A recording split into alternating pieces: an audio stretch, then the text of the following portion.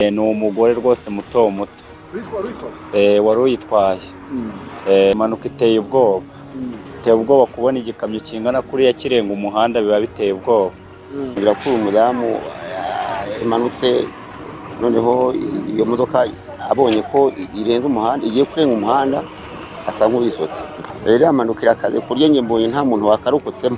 Kumva ibintu biraturitse, ivumbi ririrenze, niko guhita mvuga ngo reka njye gutabara ndebe wenda ko umuntu yabe imusize amahoro. Mageze n'ubundi sanga abaturage barimo barikorera sima, bakora ibiki. Imodoka yavaga imusanze itwawe n'umugore, ni imodoka iri mu bwoko bw'ikamyo. Iyi modoka ije gukora impanuka ahantu hazwi nka Shyorongi. Iyi modoka rero ikoze impanuka ku iki gicamunsi, hari ku itariki 31 z'ukwezi kwa gatanu 2026 nibwo iyi modoka ije gukora impanuka. Ni umugore witeje imbere ashaka gategure B, akurikizaho gategure C, akurikizaho gategure E, aza gutwara imodoka iri mu bwoko bw'ikamyo. Yatwaraga sima azikuye imusanze azerekeza hano mu mujyi wa Kigali, ariko urugendo ntabwo rwaje kugenda neza, byarangiye akoze impanuka ataragera mu mujyi wa Kigali. Bamwe mu baturage babonye impanuka bavuga yuko uyu mugore ashobora kuba yarangaye imodoka akayirenza umukingo, abandi bakavuga yuko uyu mugore ashobora kuba yadepashije nabi bikarangira imodoka ayitaye mu mukingo. Abandi bakavuga yuko ubundi abagore ntabwo bakwiye gutwara zino modoka z'ikamyo. Ese kubera iki iyi mpanuka yabaye yatumye abaturage benshi batangira kwibaza no gutekereza cyane icyatumye iyi mpanuka iba? Ese impamvu nuko imodoka yari itwaye n'umugore, cyangwa hari indi mpamvu ibyihishe inyuma? Bamwe bavugaga yuko ubundi imbaraga z'abagore cyangwa intege nke z'abagore zitagakwiye gutwara izi modoka ziri mu bwoko bw'ikamyo, kubera ko ngo abagore bakunze kugira ubwoba cyane. Ariko iyi myumvire bari bafite ihabanye n'iy'abandi bagore bari hano. Bavuga yuko abagore bashoboye icyo umugabo yakora nacyo umugore yakora, bityo rero yakoze impanuka nk'uko n'abandi bakora impanuka. Iyi mpanuka yarishije benshi, iyi mpanuka yashenguye imitima ya benshi, iyi mpanuka yarishije benshi cyane. Iyi modoka iri mu bwoko bw'ikamyo yarizanye sima, yaje kugwa irangije irakunjagurika nk'uko muri kubireba kuri kamera, yangiritse bikomeye cyane. Iyi mpanuka yarishije abanyarwanda benshi cyane, abandi bifata ku munwa. Iyi modoka yangiritse ku rwego rwo hejuru, dore yuko uyu mugore wari utwaye iyi modoka iri mu bwoko bw'ikamyo wari uzanye sima hano mu mujyi wa Kigali we atigeze ahaburira ubuzima, ariko yakomeretse bihagije. Yagerageje gusimbuka iyi modoka igenda, birangira ukuguru gucitse gusigaramo, bivuze ngo nta kintu yigize aba uretse ukuguru yacitse. Bivuze ngo ku kanya imbangukiragutabara zahise zihamagarwa byihutirwa kugira ngo zize zitabare abakomerekeye mu ino mpanuka.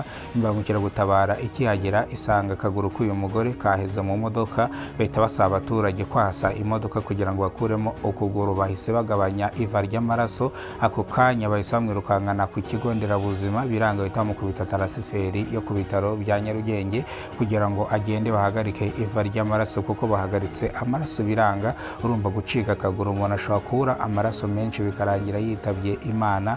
Nibwo rero inkuru yabaye kimomo. Bavuga yuko perime yashatse zimuvunnye atazongera kuzikoresha bitewe n'uko akaguru kiwe kaburiye mu ino mpanuka. Asirasi bavuga yuko umuntu wakoze impanuka nk'ingiyi ahabwa impuzamarira cyangwa agahabwa insimburangingo, bivuze ngo ashobora kuzahabwa insimburangingo y'akandi kaguru, ariko akandi kaguru ntabwo kazabasha gutwara imodoka. Bivuze ngo afite twabonye afite gategure A, afite gategure B, afite gategure C, afite gategure E. Umva izo kategore zose yari afite, yashatse kugira ngo yiteze imbere, ariko ntago bigenze neza.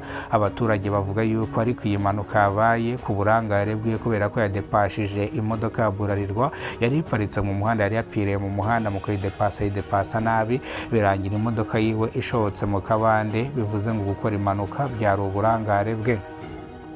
Iyi mpanuka yarijije benshi, impanuka yashenguye imitima ya benshi. Iyi mpanuka rero yabaye ku iki gicamunsi, ari ku itariki 31 z'ukwezi kwa gatanu 2026. Bamwe mu baturage babonye iyi mpanuka bavuze yuko ubundi igitsina gore bajye bakima gategure E, kubera ko n'ubundi nta mugore watwaye ikamyo.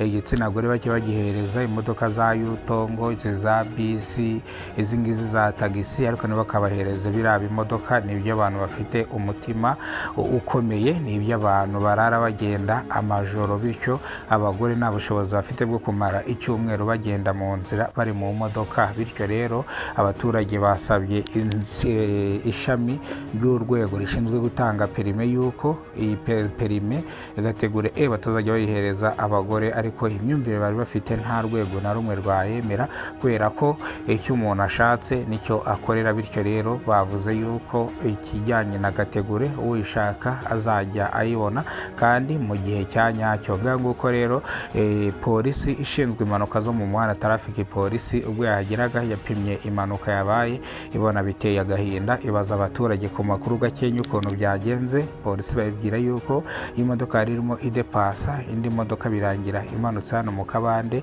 birangira ishwanyaguritse. Uyu mugore abasha kuhaburira ubugingo ariko ntago yigize apfa.